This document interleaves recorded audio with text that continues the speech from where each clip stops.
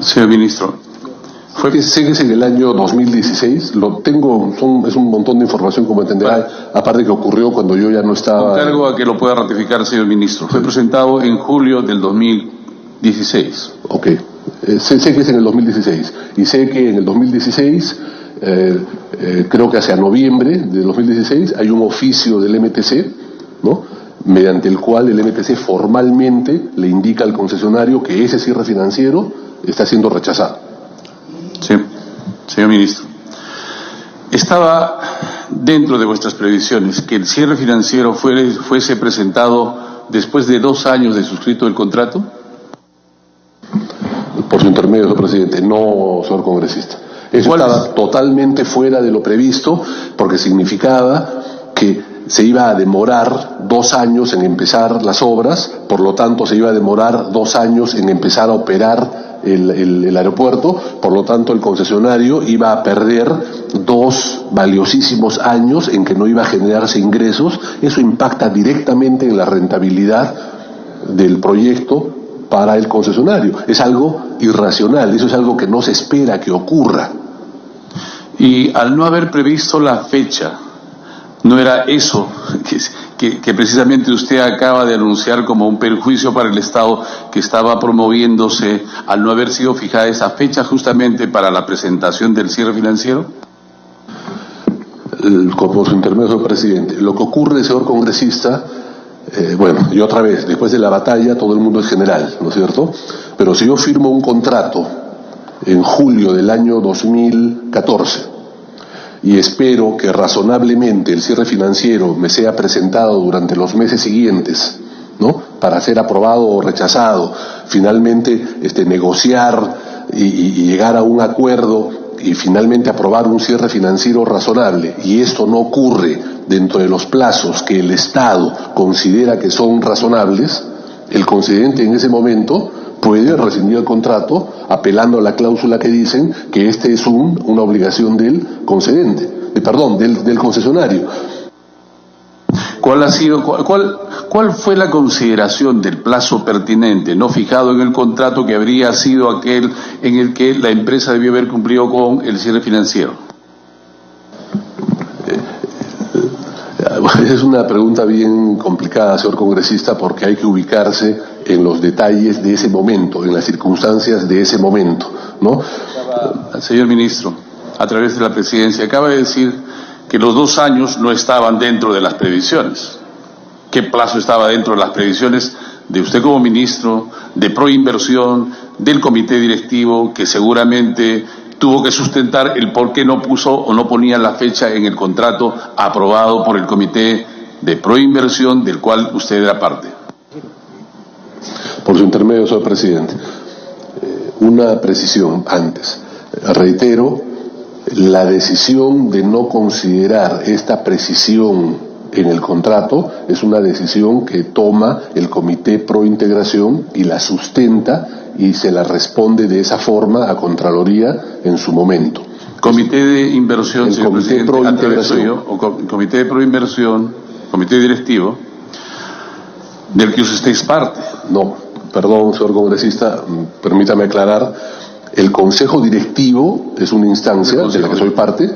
Otra instancia es el Comité Prointegración, que es el que se encarga del proceso y es quien decide si acoge o no la recomendación de Contraloría, y que en el caso particular de la fecha precisa para el cierre financiero, ese Comité Prointegración es quien decidió no acoger la recomendación de Contraloría y es quien le responde a Contraloría sustentando el porqué de su decisión. Cuando nosotros tomamos conocimiento de la decisión que tomó el Comité Prointegración y de la comunicación que le hizo llegar a Contraloría, a nosotros nos pareció razonable, porque en el sustento que este comité utilizó había lógica, había sustento en ese momento. A la luz de lo que ha ocurrido ahora, claro, usted me podría preguntar, pero ¿y no hubiera sido preferible? Bueno, sí, señor congresista, probablemente hubiera sido preferible, aún con el riesgo de equivocarse y poner una fecha que después se hubiera tenido que mover con una adenda, ¿no?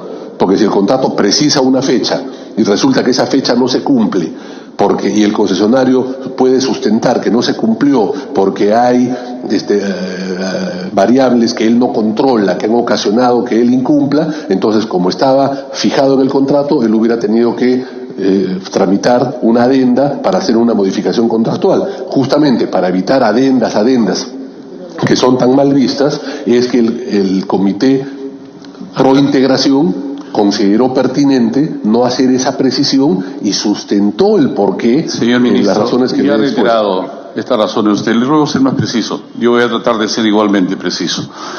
¿En qué momento de la decisión que asume el Consejo Directivo respecto del contrato, de la aprobación de la versión inicial del contrato, el Comité Directivo sustenta el no incluir una fecha para la presentación del cierre financiero? Fue un tema de discusión debidamente sustentado por el Comité Especial ante el Consejo Directivo, del cual usted era parte, que finalmente aprobó la versión inicial, que luego, consultada con la Contraloría, tuvo las observaciones que solo fueron evaluadas por el Comité Directivo. Por su intermedio, señor presidente. El Consejo, no hubo una discusión respecto a la fecha del cierre financiero en el Consejo Directivo. O sea, ese es un tema que no se eleva al Consejo Directivo para que el Consejo Directivo lo debata, lo analice o lo decida. Esa es una decisión que la lleva a cabo el Comité Pro Integración. ¿Y el Consejo Directivo toma decisiones sin tener mayor sustento respecto de lo que decide? En absoluto, por su intermedio, señor presidente, en absoluto, señor congresista. El Consejo Directivo toma decisiones motivadas. Caso contrario, incurre en responsabilidad. Y en el caso puntual de la decisión del Consejo Directivo respecto de esa versión del contrato, expliqué al inicio que se sustentó, en primer lugar, en la aprobación previa del Comité Pro Integración de esa versión del contrato. Aprobación que a su vez está sustentada en informes técnicos, legales y financieros del Comité Pro Integración. En segundo lugar, la decisión del Consejo Directivo se sustentó en la aprobación, en la opinión favorable de Ocitran. En tercer lugar, en la opinión favorable del MEF.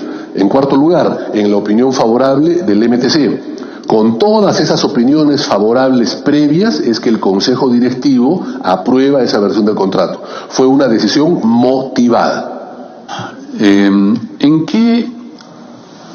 qué capítulo o artículo del contrato se fija la tasa de interés, señor ministro?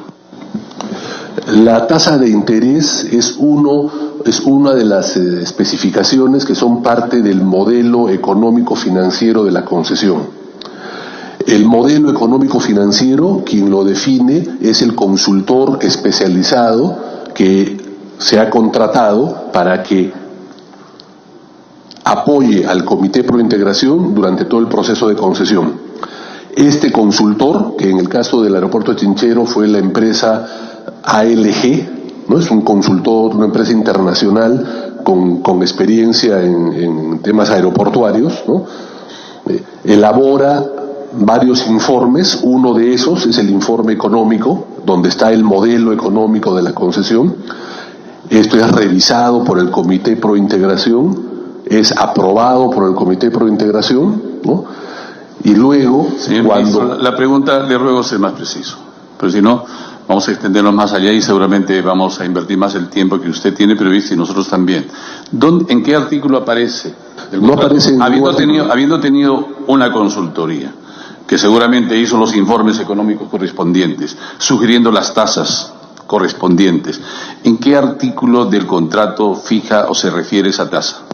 Por su intermedio, señor presidente, en ningún artículo, y esa fue justamente una de las observaciones que hace Contraloría, que recomendaban que se fijara una tasa de interés en el contrato, y el Comité Pro Integración le contesta que no lo consideran pertinente porque en el modelo económico que hizo en su momento el consultor ALG, ¿no?, estaban las precisiones del caso, y también en la versión del contrato que había sido revisada por